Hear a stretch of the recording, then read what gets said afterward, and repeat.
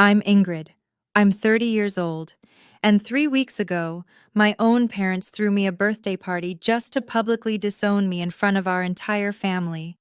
53 relatives, aunts, uncles, cousins I hadn't seen in years, a private room at the nicest restaurant in town. I walked in thinking it was a surprise celebration.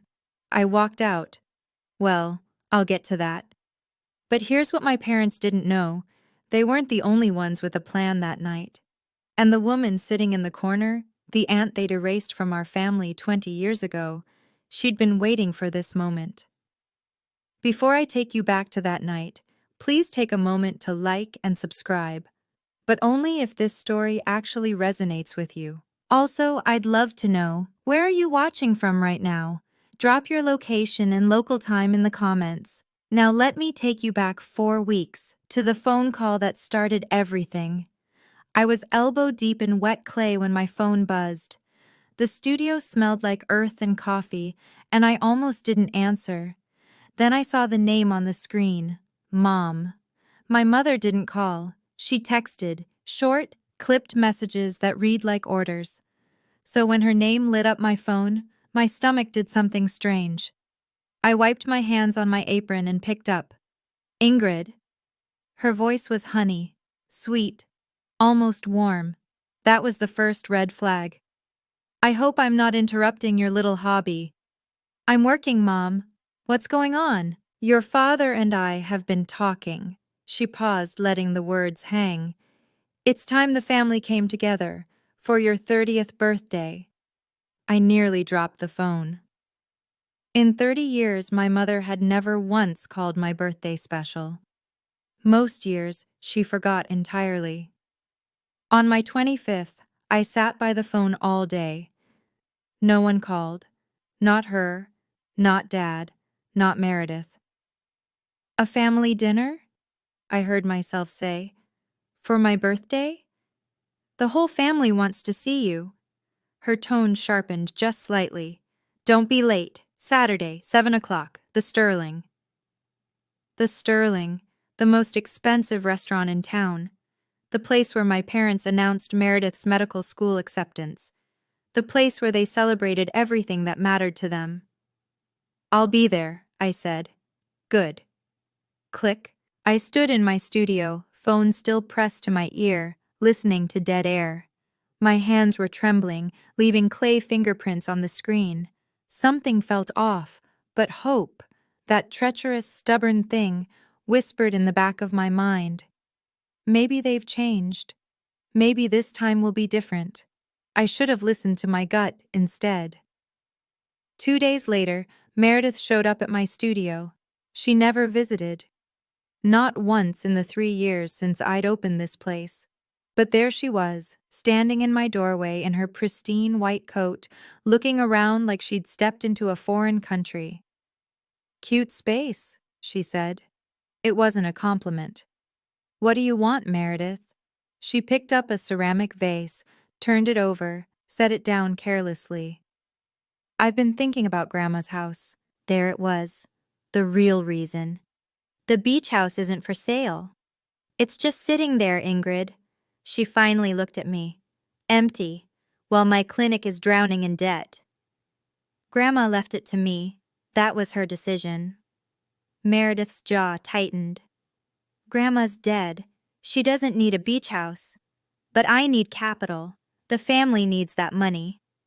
I set down my sculpting tool, carefully, slowly. That house is where Grandma taught me to make my first pot. It's not just anything to me.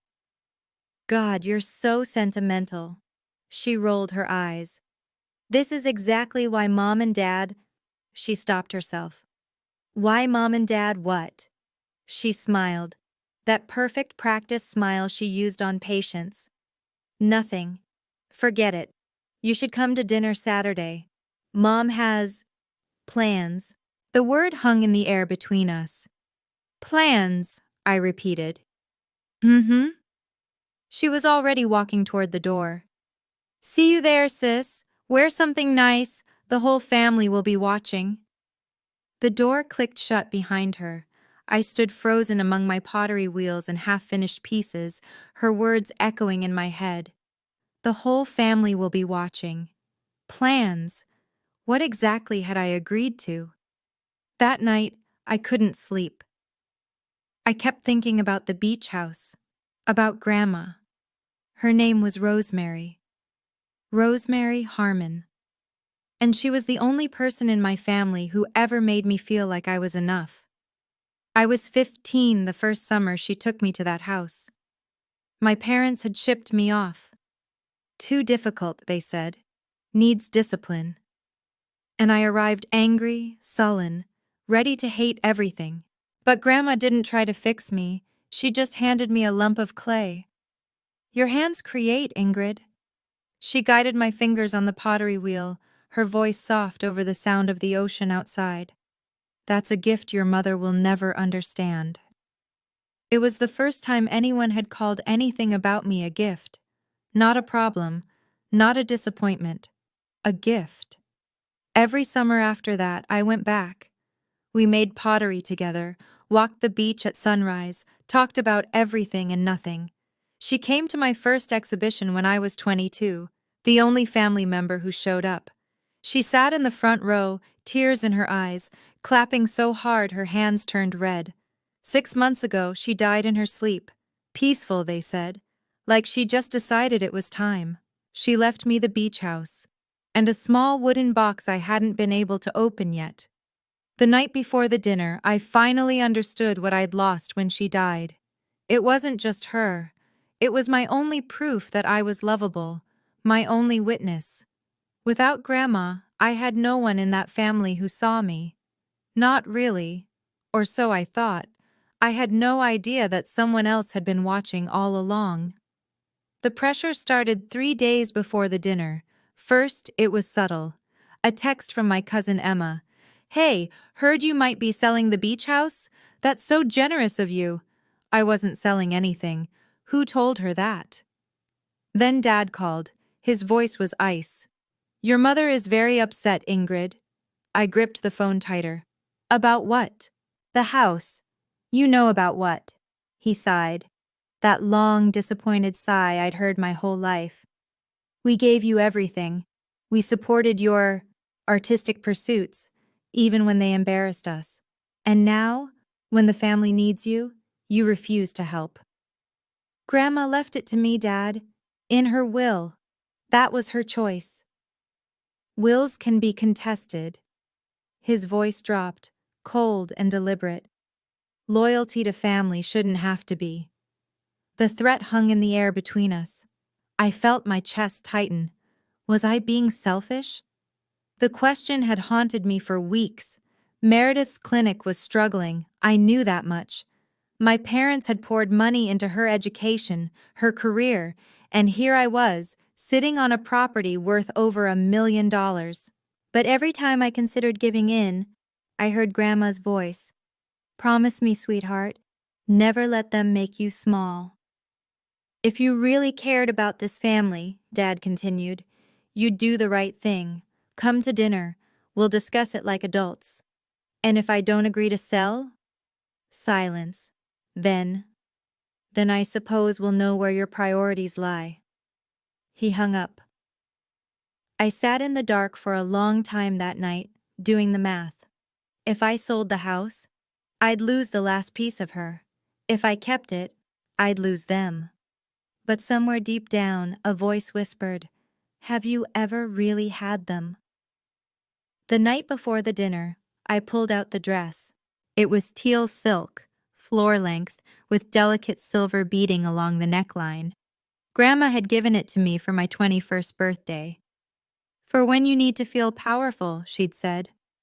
I hadn't worn it since her funeral. I laid it across my bed and stared at it, trying to convince myself that tomorrow would be fine, that my parents genuinely wanted to celebrate me, that Meredith's comment about plans meant nothing. My phone buzzed. Unknown number. The message was short. "Don't go tomorrow. It's not what you think." My heart stopped. I typed back, "Who is this?"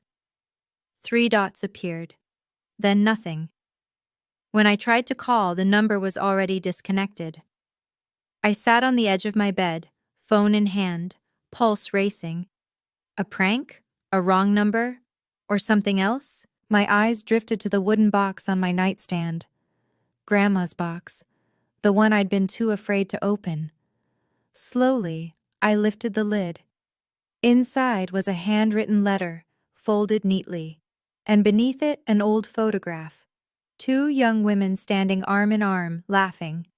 One was clearly my mother, decades younger. The other, I didn't recognize. I unfolded the letter. Grandma's handwriting. Shaky, but legible. My dearest Ingrid. I couldn't read it. Not yet. If I read it tonight, I'd lose whatever courage I had left.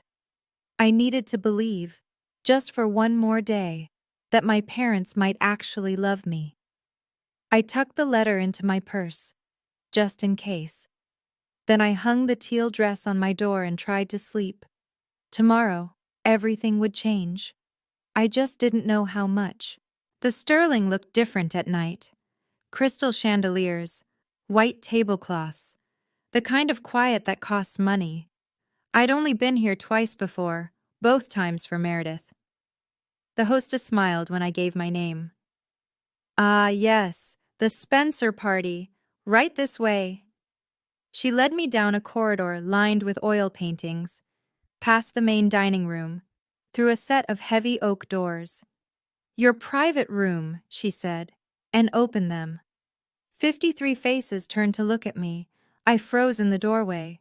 Aunts, uncles, cousins I hadn't seen since childhood. Great-aunts I'd forgotten existed. Second cousins I couldn't name. They filled a massive U-shaped table that dominated the room, all of them dressed in their Sunday best, all of them staring. My heart hammered. This was a surprise party. It had to be. All these people gathered for me. But there were no balloons, no streamers, no cake. No one shouted happy birthday. Just silence. And staring. I spotted my parents at the head of the table. Mom wore pearls. Dad wore his surgeon's face, blank, clinical. Meredith sat beside them, unable to meet my eyes. And in the center of the U, directly facing the entrance, was a single, empty chair. For me. I walked toward it slowly, heels clicking on marble, feeling every gaze like a physical weight. The room was too quiet, too still, like a courtroom before the verdict. A microphone stand stood at the head of the table, next to my father's seat. That's when I noticed her. A woman in the far corner, gray-streaked hair, watching me with an expression I couldn't read. She looked familiar somehow, and worried. My mother was smiling, that smile she wore when she was about to win. Ingrid, she gestured to the empty chair. Sit, we've been waiting. I had barely sat down when my father stood up. He picked up a champagne glass and a silver spoon. Tap, tap, tap. The room fell silent, though it was already silent. Every eye shifted from me to him. Thank you all for coming tonight. His voice carried like he was addressing a surgical theater. We've gathered here for a family matter. Not to celebrate Ingrid, not for my daughter's birthday, a family matter. My stomach turned to ice. As many of you know, he continued, our daughter Ingrid has made choices that have concerned us. She abandoned her education. She refused to pursue a respectable career. She's lived in ways that don't reflect our family's values. Murmurs rippled through the room. I heard someone whisper, always knew she was trouble. My father's eyes found mine, cold, final. Victoria and I have tried everything, patience, support, guidance, but Ingrid refuses to change. She refuses to honor her family. My mother dabbed at her eyes with a handkerchief, the performance of a lifetime. Therefore, my father said, as of tonight, we are making a formal announcement. He paused. The room held its breath. Ingrid Spencer is no longer a member of this family. The words hit me like a physical blow, Gasps scattered through the crowd. Cousin Linda covered her mouth. Uncle George shook his head slowly. "Is this really happening?" someone whispered. My mother stood, smoothing her skirt. "We gave her every opportunity." Her voice trembled with practiced grief. "She chose shame over family." I couldn't move, couldn't breathe. 53 pairs of eyes burned into me. And I was 15 again, standing in my parents' living room, being told I was too much trouble to keep. Then my mother reached into her purse and pulled out a folded piece of paper. The paper landed in front of me with a soft slap. "Sign this," my mother said, "and we'll let you leave with your dignity intact." I looked down. The words blurred, then sharpened. Legal letterhead, paragraphs of fine print, and at the bottom, a signature line with my name typed beneath it. Voluntary relinquishment of inheritance rights, the beach house. This was about the beach house. It had always been about the beach house. Everything clicked into place. The surprise invitation, the family matter. 53 witnesses assembled in their Sunday best. They hadn't gathered everyone to disown me. They'd gathered everyone to pressure me into signing away Grandma's house. The disownment was just leverage, theater designed to break me. "You planned this," I breathed. "We planned an intervention," my mother corrected smoothly, "for your own good." I spotted a man in a gray suit near the door, Mr. Thornton, our family's lawyer. He was already holding a notary stamp, ready to make everything official. My mother leaned closer, her perfume suffocating. 53 witnesses, Ingrid. Your grandmother's lawyer won't be able to argue with that kind of family consensus. She tapped the paper with one manicured nail. "Sign.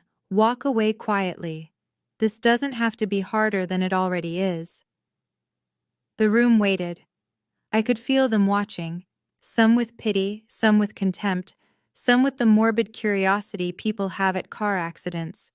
My hands were shaking, my vision was blurring.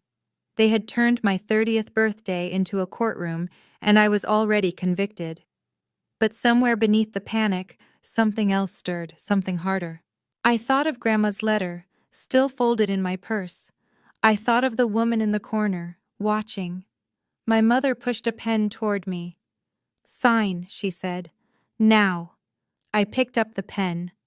I know, right now, you're probably as angry as I was in that moment. The pen in my hand, 53 people watching, my own mother's eyes drilling into me like I was a problem to be solved. If you've ever been treated like a tool instead of a person by your own family, type "I understand" in the comments. And if you want to know what happened next, drop a like so I know you're still here with me.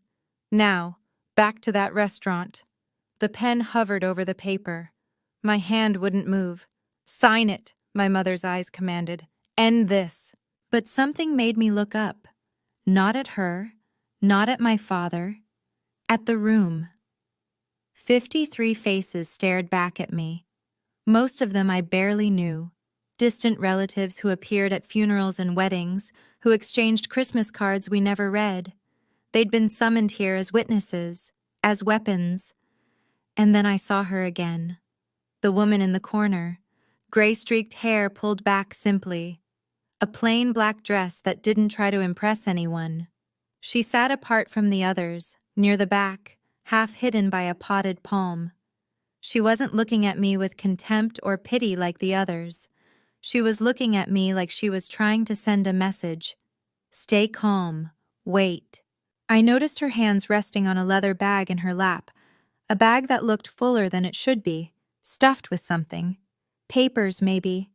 Or something else entirely. My mother noticed me staring. Her head turned sharply toward the corner, and for the first time that night, I saw something flicker across her face. Fear. It was gone in an instant, smoothed over with practiced control. But I saw it. "Ingrid." My mother's voice was ice now.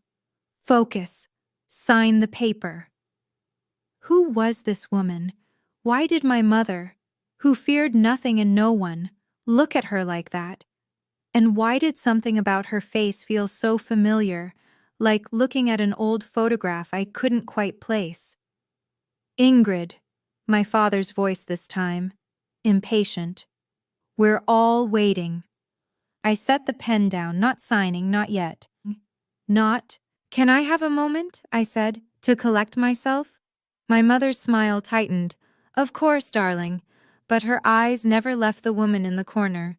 The room pressed in on me, the whispers, the stares, the weight of 53 judgments. But in the chaos, I heard another voice, soft, familiar, speaking from somewhere deep in my memory. Never let them make you small, sweetheart. And if they try, you have everything you need. Grandma had said that to me the last time I saw her, 2 weeks before she died. She'd held my hands in hers, so thin by then, so fragile, and looked at me with eyes that still burned bright. I left you more than a house, Ingrid. Her voice had been barely a whisper, but fierce. I left you the truth. I hadn't understood what she meant. Not then, but I was beginning to understand now. Under the table, my hand slipped into my purse. My fingers found the edge of the envelope. Grandma's letter, still unread. I'd been too afraid to open it last night, too desperate to believe this dinner might actually be what my parents claimed. That hope was ash now. Whatever was in that letter, Grandma had wanted me to have it. She'd known something. About my mother. About this family. About what they would try to do once she was gone. I looked up at the room full of people who wanted me to disappear quietly. At my mother, who had orchestrated this public execution. At my father, who couldn't meet my eyes. Then I looked at the woman in the corner. She was still watching, still waiting. Her hand rested on that overstuffed bag. I wasn't alone. I didn't know how or why yet, but I wasn't alone. Something settled in my chest. Not calm exactly. Resolve. Actually, I said, my voice stronger than I expected, I do have something to say. My mother's smile flickered. What? Give me the microphone. My mother laughed, short, sharp, dismissive. The microphone? Ingrid, this isn't a performance. Then why is there a mic set up? I gestured to the stand by my father's seat. You planned every detail of this. The seating arrangement, the witnesses, the lawyer in the corner with his notary stamp. You wanted an audience, so let me speak to them. A ripple of murmurs moved through the room. Uncle George shifted uncomfortably. Cousin Linda exchanged glances with her husband. My mother's eyes narrowed. This wasn't the script she'd written. Fine, she said, her voice turning to Honey. But first, let's make sure everyone here understands exactly who they're dealing with. She straightened her spine, addressing the room like a prosecutor delivering closing arguments.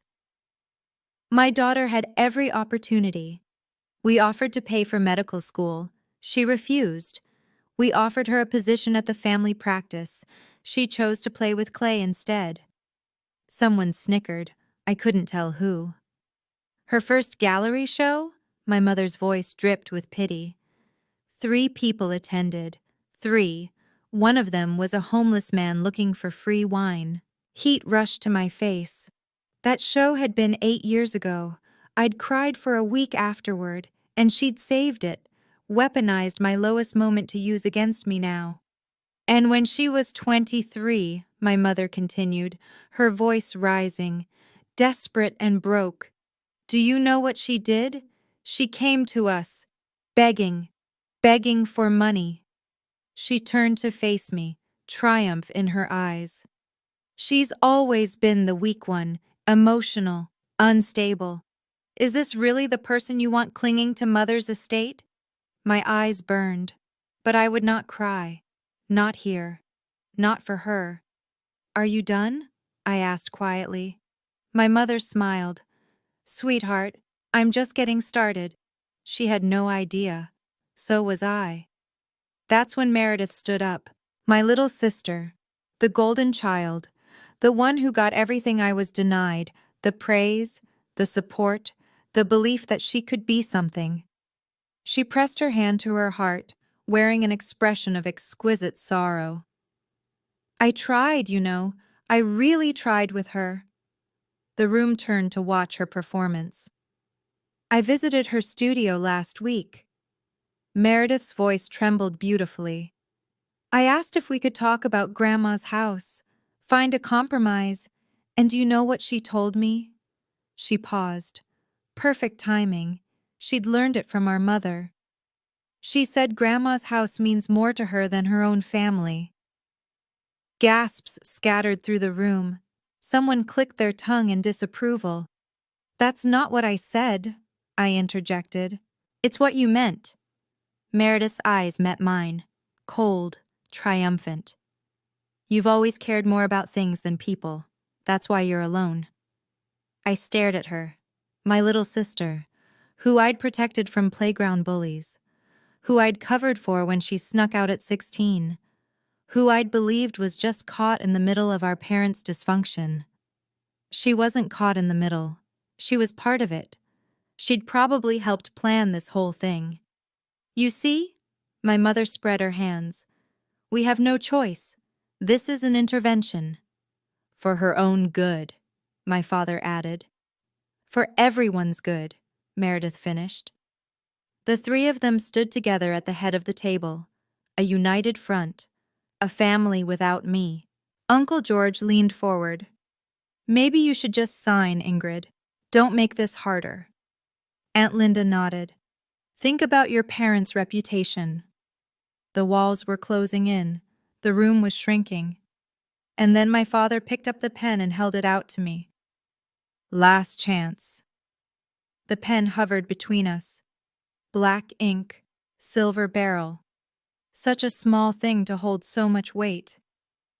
Sign it, my mother said, or walk out that door and never speak to any of us again. 53 people held their breath. I could hear the soft clink of ice in water glasses, the distant hum of the restaurant kitchen, someone's watch ticking. I looked at the paper, the legal jargon blurred together, but I understood enough. My signature would give them the house, Grandma's house, the only place I'd ever felt like myself. I looked at my parents. No love in their eyes, no regret, just impatience. They wanted this over. I looked at Meredith. She was biting her lip, trying to look sad. But I knew that look. That was her waiting to win look. And then I looked at the woman in the corner. She gave me the slightest nod. Her hand moved to her bag. Something shifted in my chest. Not hope exactly. Something harder, clearer. I thought, a real family wouldn't do this. I thought, Grandma would never have wanted this. I thought, I've spent 30 years trying to earn their love. What if I stopped? My hand closed around the pen. I felt its weight. My mother smiled. Then I set it down. No. The word fell like a stone into still water. What did you say? My mother whispered. I said no. I pushed back my chair and stood. I'm not signing, but I am going to say something. I reached for the microphone. My father lunged to stop me, but I was faster. You wanted an audience, I said into the mic, my voice ringing through the room. So let me give them a show. And I finally understood what Grandma meant. I had everything I needed. The microphone felt solid in my hand, real, grounding. My mother's face had gone pale. My father was half standing, unsure whether to charge at me or pretend this was all part of the plan. I didn't give them time to decide. Thank you all for coming tonight. My voice was steady, calmer than I felt. I have a few things I'd like to share. Ingrid, my mother started. You had your turn. I met her eyes. Now it's mine. The room shifted.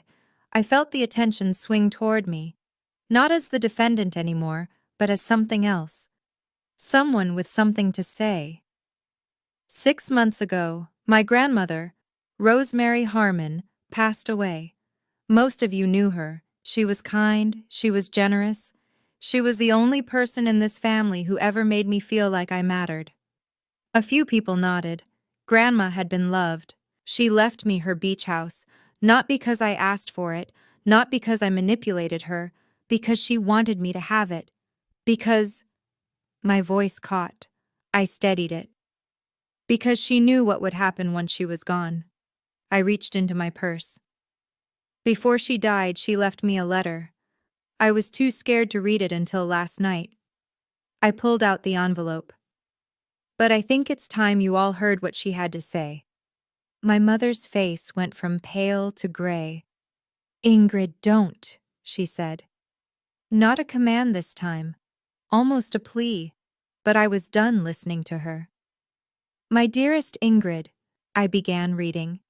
"If you're reading this at a family gathering, things have gone exactly as I feared they would." The room went absolutely still, and the woman in the corner stood up. I continued reading, my grandmother's words filling the silent room.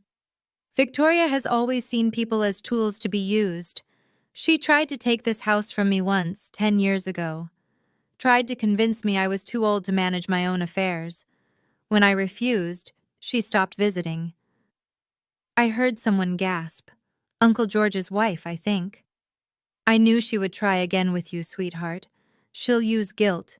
She'll use family. She'll make you feel small and selfish for wanting what's rightfully yours." I looked at my mother.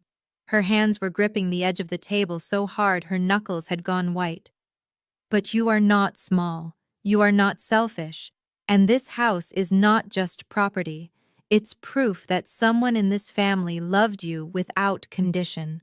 My voice wavered. I steadied it. I've left you something else too. Something your mother doesn't know about. If you're reading this in front of witnesses, and knowing Victoria you probably are, look for your Aunt Patricia, my other daughter, the one Victoria erased 20 years ago." The room erupted in whispers. "Other daughter? Victoria has a sister? I didn't know." "Patricia has been waiting," I continued reading. "She has proof of everything Victoria has done. Not just to you, to me, to her, to anyone who got in the way." I lowered the letter and looked at the woman in the corner. She was standing now, a sad smile on her face. My mother had gone completely still, like a deer in headlights. "Hello, Victoria," the woman said, her voice carrying across the room. "It's been 20 years. Did you miss me?" My mother's mouth opened. No sound came out. I had an aunt, and she'd been waiting for this moment for 2 decades. Patricia walked toward the table, and the crowd parted for her like water. She moved with the calm of someone who had rehearsed this moment 1,000 times in her head. Every step measured, every breath controlled. "Mom invited me," she said, addressing the room. "Before she died, she said, 'When Victoria makes her move, be there for Ingrid.' You have no right to be here." My mother found her voice, shrill and cracking. "You were cut off. You're not part of this family." "I was cut off because I threatened to tell the truth." Patricia stopped at the edge of the table, directly across from Victoria. 20 years ago, I found out what you were doing with Mom's accounts, skimming money, forging her signature, isolating her from anyone who might notice." The whispers grew louder. Uncle George stood halfway up, then sat back down. "Lies," my mother hissed. "She's always been jealous, unstable." "That's what you told everyone." Patricia nodded slowly. "That I was crazy, delusional, that Mom couldn't trust me." She turned to face the room. "But Mom never believed you. She just didn't have the strength to fight you anymore." "Patricia," my father's voice cut through, "this is inappropriate. Whatever grievances you have—" "Grievances?" Patricia laughed softly. "Richard, do you even know what your wife did? Or were you too busy pretending not to notice?" My father's jaw tightened. He looked away. "I didn't come here to rehash ancient history," Patricia said. "I came because Mom asked me to, because she knew Victoria would do to Ingrid exactly what she did to me, what she tried to do to her. She reached into her bag and pulled out her phone. And because, she said quietly, I have proof. Patricia held up her phone like evidence in a courtroom. Before Mom passed, she gave me one last task. Her voice was steady, carrying across the silent room. She knew Victoria would make a move on Ingrid eventually. She just didn't know when. My mother's face had gone gray. Patricia, whatever you think you have. 3 months before she died, Mom installed a voice-activated recorder in her living room. Patricia's eyes never left Victoria's. She told me where to find it, told me to wait until Victoria showed her hand. She pressed play. The first voice was my mother's, crystal clear. We'll do it at her birthday dinner. Maximum witnesses. Maximum pressure. My father's voice next. And if she refuses to sign? She won't refuse. My mother again, confident, cruel. She's always been the weak one. This will be easy. One public shaming, and she'll fold like she always does. Then Meredith. What if she makes a scene? Let her. My mother laughed. 53 witnesses watching her have a meltdown? That only helps our case. We can say she's unstable, contest the will on those grounds. Patricia paused the recording. The room was frozen. I could hear someone's sharp intake of breath. Uncle George had his hand over his mouth. There's more, Patricia said quietly. 20 minutes of it. Every detail of tonight's plan, including how you'd use all of them. She gestured to the assembled relatives, as props in your little theater. That recording was obtained without consent, my mother hissed, grasping at straws. Single-party consent state. Patricia's voice was calm. Mom was in her own home. It's admissible anywhere. The silence stretched. Then Uncle George spoke, his voice heavy. Victoria, what have you done? My mother had no answer. Now I know what you might be wondering. Why did Patricia help? Why wait 20 years? The answer is simple. Sometimes the people who save us are the ones who've walked the same path first. Patricia knew what it felt like to be erased by my mother. She wasn't about to let it happen again. Have you ever had someone like that in your life? Type yes in the comments if you have. And if you want to see how my mother reacted to being exposed, stay with me. The best part is coming. The room was still reeling when I picked up the microphone again.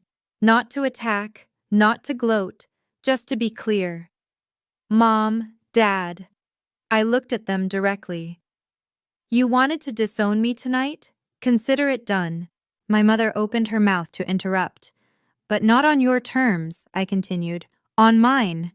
I turned to face the room, all 53 witnesses my parents had so carefully assembled. I will not sign that paper. Not tonight. Not ever. My voice was steady now, steadier than I'd ever heard it. The beach house was left to me by my grandmother, legally and rightfully. Her will was clear. Her intentions were documented. I looked directly at Mr. Thornton, the lawyer still clutching his useless notary stamp in the corner. And for the record, Grandma's will includes a protective clause. Any document signed under duress or coercion is automatically void. I gestured around the room. Your 53 witnesses? They just watched you attempt to coerce me. On camera. I pointed to the sterling security dome in the ceiling. In a restaurant with surveillance. Mr. Thornton's face went pale. He quietly slipped the notary stamp back into his briefcase. That clause also states that any family member who attempts to contest the will through manipulation forfeits their own inheritance from the estate. I let that sink in, watched my mother's jaw tighten, watched my father's face drain of color. So by all means, Mom, contest it. See what you have left when you're done. Silence. Absolute silence. And one more thing. I set down the microphone with a soft thunk. I didn't bring shame to this family. I brought inconvenience. There's a difference. I chose to live my life instead of performing in yours. That's not a crime. It's called growing up. I looked at my father. He wouldn't meet my eyes. I looked at Meredith. She was crying now, though I couldn't tell if it was shame or self-pity. I'm leaving now, I said. Anyone who wants to join me is welcome. I turned toward the door, and I didn't look back. I was 3 steps from the door when my mother lost control. This is ridiculous! Her voice cracked like a whip. Patricia has always been jealous, a liar. She was never stable. Victoria. Uncle George's voice cut through, heavy, disappointed. Stop. My mother wheeled on him. George, you can't possibly believe. We all heard the recording. He stood slowly, his chair scraping against the marble floor. We heard you planning this, planning to humiliate your own daughter for money. For Meredith's clinic, for the family, for yourself. Aunt Linda rose to stand beside her husband. It's always been for yourself, Victoria. We just didn't want to see it. The dam broke. Voices erupted from around the table. I can't believe we came here for this. 20 years you said Patricia was crazy. Poor Rosemary. She must have known all along. My mother spun in circles, trying to address each accusation, each desertion. But they kept coming. My father remained frozen in his seat, staring at the tablecloth like it held the answers to everything that had gone wrong. He didn't defend her. He didn't defend himself. He just sat there. Meredith had her head in her hands, mascara running down her cheeks. This wasn't supposed to happen, I heard her whisper. This wasn't the plan. The plan failed. Patricia's voice was gentle, almost pitying. They usually do when they're built on cruelty. People were standing now, gathering their coats, heading for the door. Where are you going? My mother demanded. We're not finished. But they were finished. With her. With this. Ingrid, her voice turned desperate. Ingrid, wait. We can talk about this. I stopped at the door. No, Mom, I said quietly. We really can't. And I walked out. The night air hit my face like a blessing. Cool, clean, free. I stood on the sidewalk outside the Sterling, my heart pounding, my hands still trembling. But I was smiling. I couldn't help it. I was actually smiling. Ingrid, wait! I turned. 3 figures were hurrying out the restaurant door. Young faces, worried faces. Emma, Tyler, and Lily, my younger cousins. Emma reached me first, slightly out of breath. Can we come with you? I blinked. What? We don't want to stay in there. Tyler jerked his thumb back toward the restaurant. That was insane. What they tried to do to you. Lily nodded vigorously. She was only 19, the youngest of the 3. My mom always said I should be more like Meredith, but I think... She hesitated, then squared her shoulders. I think I'd rather be like you. Something cracked open in my chest. Not pain this time, something warmer. Are you sure? I asked. Your parents can make their own choices, Emma said firmly, just like we can make ours. Behind them, I could see more people streaming out of the Sterling. Some got into cars quickly, heads down, wanting to escape the fallout. Others stood in clusters, talking in low, urgent voices, and through the glass doors I could still see my mother. She was standing alone now, arms wrapped around herself, watching everyone leave. You'll regret this! Her voice carried through the door, muffled but audible. All of you! Nobody turned around. Come on, I said to my cousins. There's a diner 2 blocks from here. I could use some coffee. And pie, Tyler added. Definitely pie. We walked away together. 4 of us. A new kind of family. Behind us, the door of the Sterling swung shut. That night, after the diner, after saying goodbye to the cousins, I went home alone.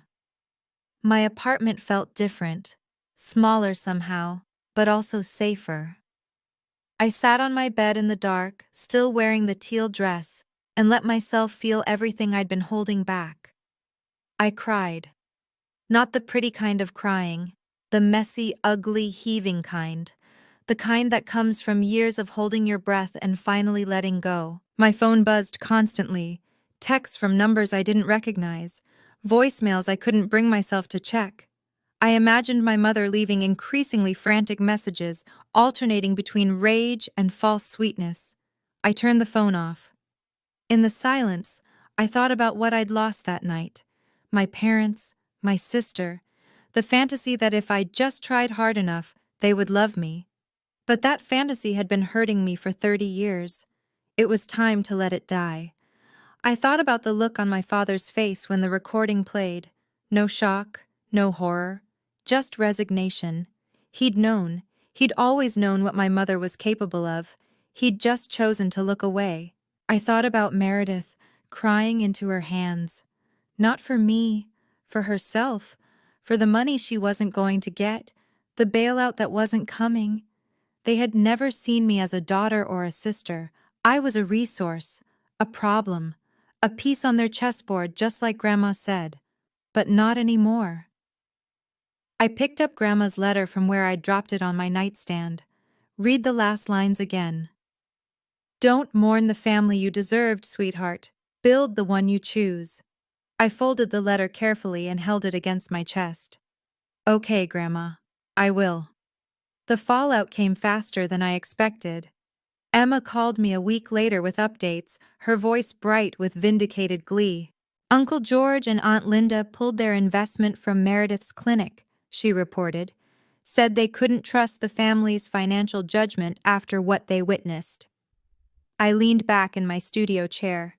That's significant. It gets better. Emma was practically giddy. 3 of Mom's friends from church stopped talking to her. Word got out about the birthday intervention. People are calling it that now, like it's a scandal. It was a scandal. My mother had built her entire identity around being the perfect matriarch. Respectable, admired, in control. Now everyone knew the truth. And your dad? I asked carefully. Dropped out of the golf club. Emma's voice softened. He told someone he was taking time to reflect. I think that's code for too embarrassed to show his face. A week after that, Meredith called me. I almost didn't answer. You ruined everything. Her voice was raw, broken. My clinic might have to close now. I closed my eyes. That's not my burden to carry, Meredith. It never was. It's a family burden. No, it was a Meredith burden that you tried to make mine. There's a difference. Silence on the line.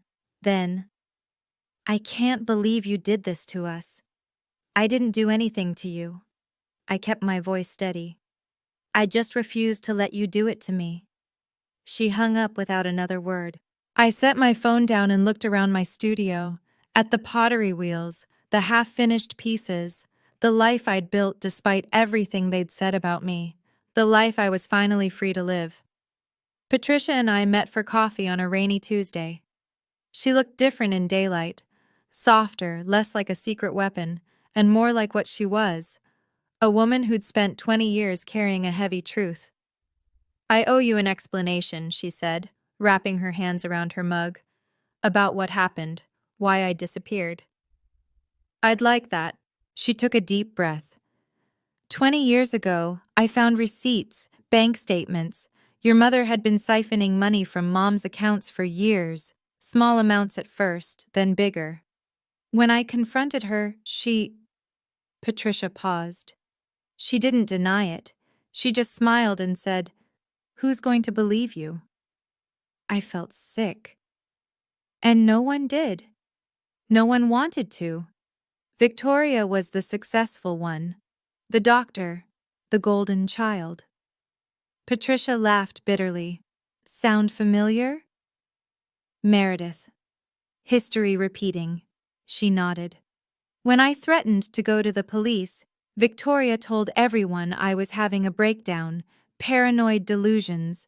She even got a family friend, a psychiatrist, to suggest I needed rest.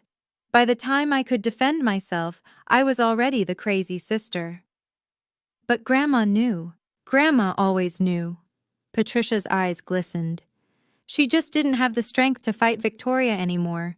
So she planned, she waited, she set things up so that when Victoria finally made her move on you, I'd be there. 20 years of waiting, I murmured. That's a long time. It was. Patricia reached across the table and squeezed my hand. But you were worth it. Mom thought so. And now I know why. We sat in comfortable silence, rain streaking down the windows. Your mother doesn't hate you, Ingrid, Patricia finally said. She fears you, because you're the one thing she couldn't control. I let that truth settle into my bones. 1 month later, I stood on the deck of Grandma's beach house, watching the sun set over the water. The house was exactly as she'd left it. Faded floral curtains, mismatched pottery on every shelf, some hers, some mine, all made with love. The smell of salt air and old wood and something indefinable that just felt like her. I'd been here 3 times since the dinner. Each time it hurt a little less. This time, it almost felt like coming home. I'd started teaching pottery classes on weekends. Nothing fancy, just a folding table on the deck, a portable wheel, and whoever wanted to learn. Emma came to the first one, Lily to the second. Tyler showed up last week, sheepish, claiming he was just curious. Patricia visited every Sunday for dinner. We were building something neither of us had expected. A family, small, imperfect, chosen. My phone buzzed. A text from Emma. Lily wants to know if you're doing a class tomorrow. She's bringing a friend. I smiled and typed back. Always room for more. I leaned against the deck railing and thought about Grandma. About her standing in this exact spot, watching the same ocean, making the same choice every day to hold on to what mattered. She'd given me more than a house. She'd given me proof that love didn't have to be earned through obedience, that belonging didn't require losing yourself. Thank you, I whispered to the wind. The waves crashed below, steady and eternal. Somewhere out there, my parents were still spinning their stories, rewriting history, pretending they were the victims. But I wasn't listening anymore. I had pottery to make, students to teach, a life to live. And for the first time in 30 years, I was exactly where I belonged. The call came on a Thursday morning. I was trimming a vase when my phone lit up with a name I'd blocked twice already. Mom. I hesitated. Then, for reasons I still don't fully understand, I answered. Ingrid. Her voice was different, quieter, but still sharp underneath. Your father is reconsidering his will. No, hello. No, how are you? Just straight to leverage. I see. If you apologize publicly and sign over the beach house, we might reconsider your place in the family. I set down my trimming tool, looked out the window at the ocean. Mom, I said slowly, I'm going to say this once. I'm listening. I don't need your will. I have everything I need. I don't need your approval. I've learned to live without it. And I don't need a place in a family that treats love like a transaction. Silence on the line. You'll regret this, she said finally. When you're old and alone, I'm not alone. I thought of Patricia, Emma, Tyler, Lily, the students who came every weekend to learn. I have family, real family. They just don't share your name. I could hear her breathing, sharp, angry. But Mom, I paused, surprised by what I was about to say. If you ever want a real relationship, not control, not obedience, just honesty, my door is open. Those are my terms. The silence stretched. Goodbye, Ingrid. Click. I stared at my phone for a long moment. Then I set it down, picked up my trimming tool, and went back to my vase. She never called again. I kept my door open anyway, not because I expected her to walk through it, but because I refused to become her. Some boundaries are walls. Others are invitations. I chose the second. So that's my story. On my 30th birthday, my parents tried to publicly disown me in front of 53 relatives. They thought shame would make me small. They thought pressure would make me break. They were wrong. If you're watching this and you recognize your family in mine, I'm sorry. I'm so sorry you know what this feels like. The constant second guessing, the hunger for approval that never comes, the way you twist yourself into smaller and smaller shapes, hoping that this time, this version of you will finally be enough. It won't be, because the problem was never you. I want you to know something. You are allowed to set boundaries. You are allowed to walk away. You are allowed to choose who deserves a place in your life and who doesn't.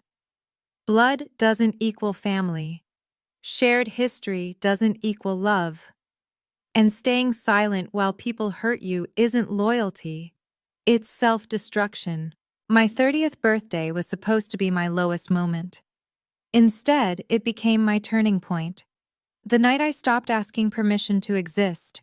The night I learned that the people who try hardest to make you small are usually the ones most afraid of what you'll become.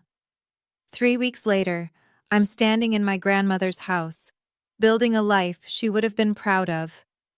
Teaching, creating, learning how to take up space without apologizing for it. It's not easy. Some days it still hurts. But I wouldn't trade this pain for the old numbness. Not for anything. They wanted to make me small. Instead, they showed me exactly how big I needed to become. And that, I think, is the best revenge of all. A good life, lived on your own terms. Thank you for being here with me. If this story touched something in you, type boundaries in the comments, because that's the most important lesson I learned. And if you want to hear more stories about standing up for yourself, hit subscribe and turn on notifications so you never miss one. Check the description for more stories like this one. I'll see you in the next video. And remember, you deserve people who love you without conditions. Take care of yourself.